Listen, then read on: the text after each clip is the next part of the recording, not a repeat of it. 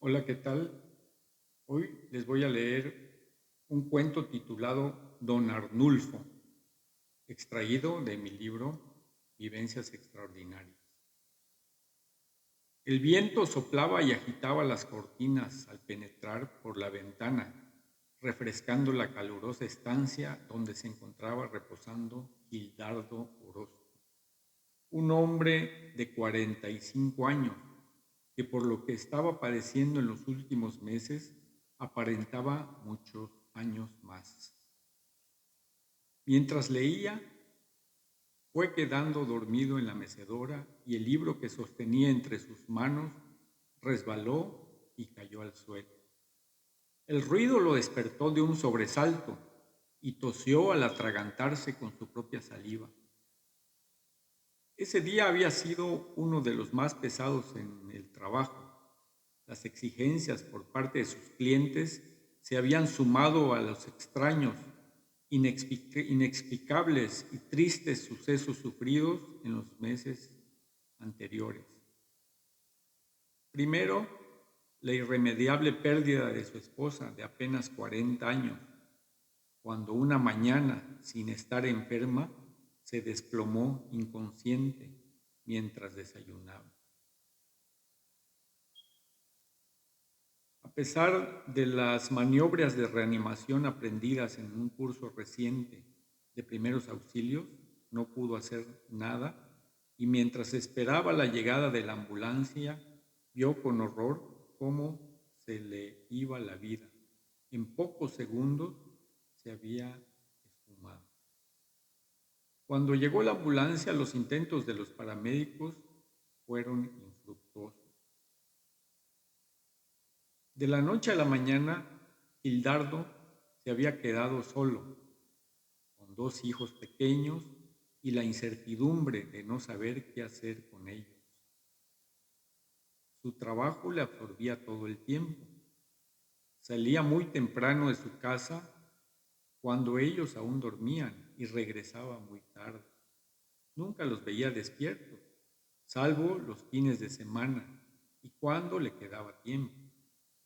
Los llevaba al parque, pero en realidad eran escasos momentos de convivencia con ellos. Su esposa era la que se encargaba de ellos y ahora ya no estaba.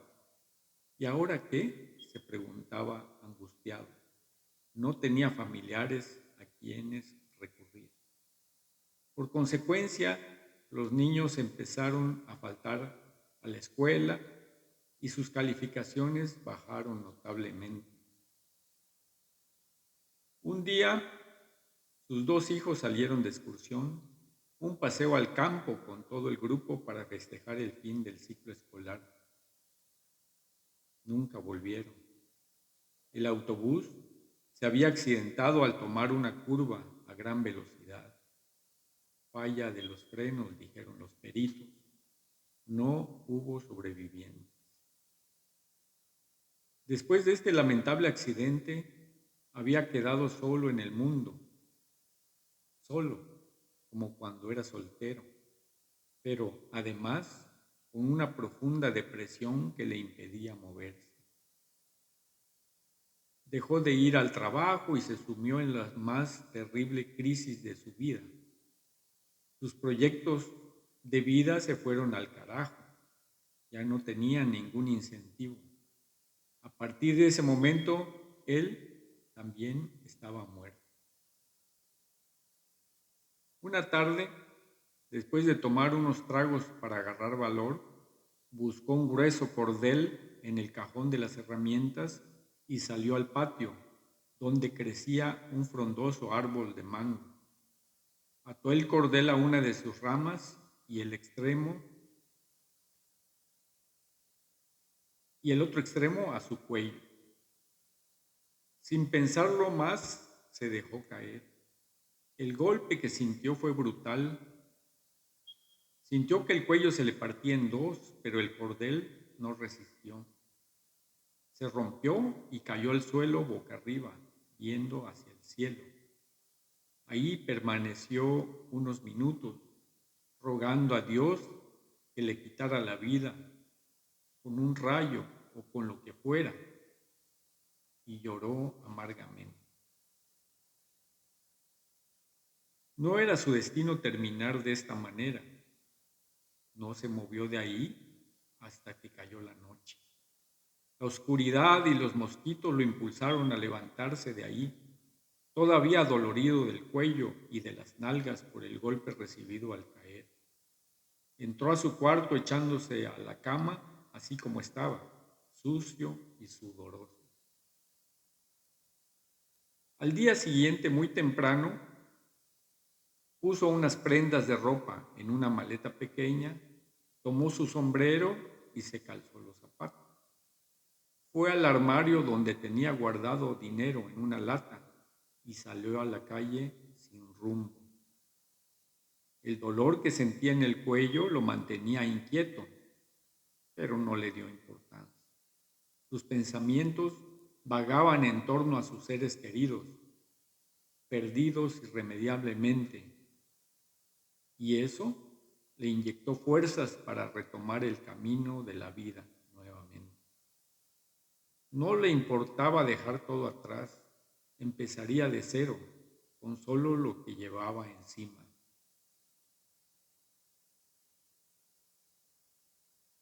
El tiempo pasaba inexorablemente. Los árboles perdieron sus hojas al llegar el otoño y luego el invierno no fue nada bueno para él, pues lo pasó en un sucio cobertizo. No podía darse el lujo de pagar la renta de un buen departamento y tampoco tenía el ánimo suficiente para regresar a su casa, donde estaban todos sus recuerdos, donde aún olía a ellos. Meses después, al inicio de la primavera, su estado de ánimo había mejorado notablemente. Sus heridas ya estaban cicatrizando. Una mañana se vistió con ropa deportiva y se calzó los tenis ya gastados que había llevado consigo. Salió a trotar sin rumbo fijo por senderos desconocidos para él. Al cabo de una hora hizo un alto y se sentó en una piedra debajo de un árbol frondoso. Sin darse cuenta, había llegado hasta la orilla del lago. Ahí el bosque era tupido, con árboles gigantescos y abundante maleza circundante. Las chicharras chillaban ensordecedoramente. Era época de apareamiento y andaban muy alocadas. Los pájaros aprovechaban esto para darse un verdadero festín con ellas. Después de descansar un rato, decidió que era hora de regresar y empezó a trotar de nuevo. Calculaba llegar a su casa en una hora, pero no contaba que en un momento de distracción, al dar vuelta en una pequeña curva, resbaló en la grava suelta y perdió el equilibrio cayendo al fondo de un barranco entre los matorrales. El golpe que recibió en la cabeza lo dejó inconsciente al instante. No supo cuánto tiempo estuvo ahí, tirado en ese lugar, ni cómo alguien lo encontró y lo levantó, a pesar de haber caído en un sitio poco visible. Porque cuando despertó, estaba acostado sobre un catre y cubierto con una manta. Era noche y hacía frío. Al parecer estaba en una pequeña cabaña en medio del bosque, porque afuera se escuchaba el croar de las ranas y el rechinido de las ramas de los árboles que se mecían por el viento que a ratos arreciaba. Una vela encendida colocada en un rincón apenas lograba iluminar la estancia. Ahí solo había una mesa desvencijada y dos sillas, además del catre donde él estaba acostado. Al sentarse, los lazos del catre rechinaron, protestando por su peso. Un leve mareo y el dolor en la sien derecha aumentó, lo que le obligó a acostarse nuevamente.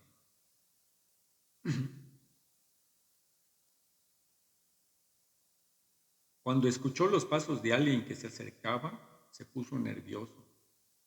Entonces vio que era un hombre viejo y encorvado que se alumbraba con un candil de petróleo que llevaba en la mano. Veo que ya despertó, le dijo a manera de saludo. Es hora de cenar, dijo, y sacó de su morral un trozo de carne seca y tortillas tiesas.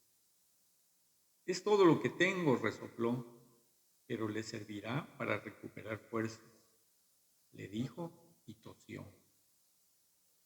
Gildardo no protestó, tenía mucha sed y hambre, así es que eso le supo a manjar de reyes.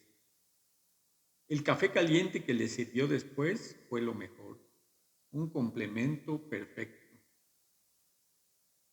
Fui por unas hierbas al monte, le dijo el anciano. Mañana le explicaré para qué las vamos a utilizar. Ya es tarde y es hora de descansar. Al día siguiente lo despertó el trajín de alguien que afuera preparaba unos frijoles refritos. El olor de la manteca le despertó el apetito. Salió y vio que era una señora que alegre y despreocupadamente preparaba el desayuno en el fogón de leña debajo de una galera.